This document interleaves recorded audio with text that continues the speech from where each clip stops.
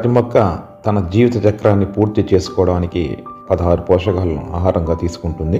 మొక్క ఉపయోగించే మోతాదును బట్టి పోషకాలను ప్రధాన పోషకాలు, ద్వితీయ పోషకాలు, సూక్ష్మ పోషకాలుగా విభజించుకోవచ్చు.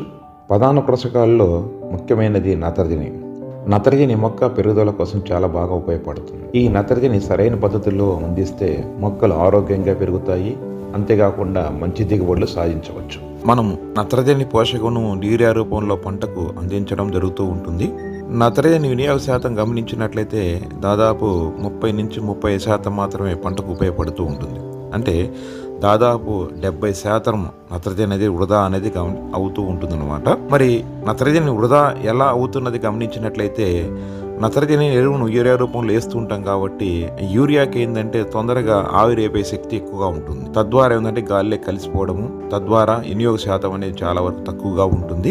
అలాగే యూరియా మనం నీళ్ళల్లో పోసినప్పుడు తొందరగా కరిగే గుణం ఎక్కువగా ఉంటుంది. అంటే ఇలాగ తొందరగా నీళ్ళల్లో కరిగినప్పుడు మనకు వేరే వస్తువుకు అందని దూరంలోకి ఈ నీళ్ళ ద్వారా యూరియా అనేది కొట్టుకొని పోవడము, అంటే నత్రజని కొట్టుకొని పోవడము, అలాగే నీళ్ళ ద్వారా ఒక పొలాన్ని నుంచి ఒక పొలానికి వెళ్ళిపోవడము, ఇలా అనేది వృధా అనేది ఎక్కువగా అవుతూ ఉంటుందన్నమాట. నత్రజని వినియోగ సామర్థ్యం పెంచే పద్ధతులు గమనించినట్లయితే ఒకటిది, ఈ నత్రజని ఎరువును ముఖ్యంగా మనం యూరియా రూపంలో ఎక్కువగా వాడుతూ ఉంటాము. సో పంటకు కావలసిన యూరియాను 3 సమభాగాలుగా విభజించుకొని దుక్కిలో ఒక భాగము, అలాగే దుబ్బు చేసే సమయంలో ఒక భాగము, అలాగే అంకురం ఏర్పడే దశలో ఒక భాగము, ఇలాగ 3 సమాన భాగాలుగా విభజించుకొని వాడుకున్నట్లయితే ఈ వినియోగ శాతాన్ని, నత్రజని వినియోగ శాతాన్ని చాలా వరకు మనం పెంచేదానికి అవకాశం ఎక్కువగా ఉంటుంది. అలాగే ఒక బస్తా యూరియాకు 10 కిలోల యాపిట్టు కలుపుకోవడం వల్ల కూడా మనకు నత్రజని వినియోగ శాతాన్ని చాలా వరకు పెంచుకోవచ్చు. అలాగే పైపాటుగా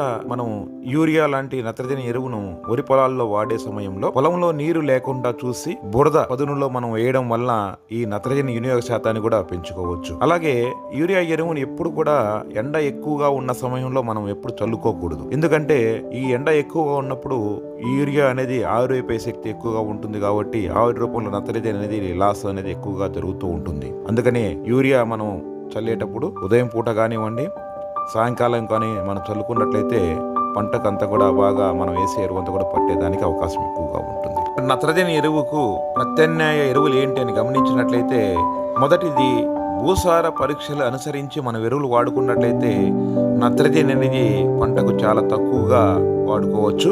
అంటే యూరియా అనేది తక్కువగా వాడుకోవడానికి అవకాశం ఎక్కువగా ఉంటుంది. ఈ రసాయనిక ఎరువుల బదులు మనం పశువుల ఎరువు కానివ్వండి, వర్మీ కంపోస్టు వంటి సేంద్రియ ఎరువులు వాడుకోవడం వల్ల కూడా ఈ నత్రజని వినియోగ శాతాన్ని పెరిగి అలాగే యూరియా వాడకాన్ని కూడా చాలా వరకు తగ్గించుకోవడానికి అవకాశం ఎక్కువగా ఉంటుంది. అలాగే నత్రజని ఎరువుకు మంచి ప్రత్యామ్నాయం అజొల్లా. ఈ అజొల్లాను వరి పొలాల్లో చల్లేసి 2-3 వారాల వరకు పెరగనిచ్చి కలి దున్నుకోవడం వల్ల మనం పంటకేసే నత్రజని ఎరువులో దాదాపు 12 కిలోల వరకు ఆదా చేసుకోవచ్చు.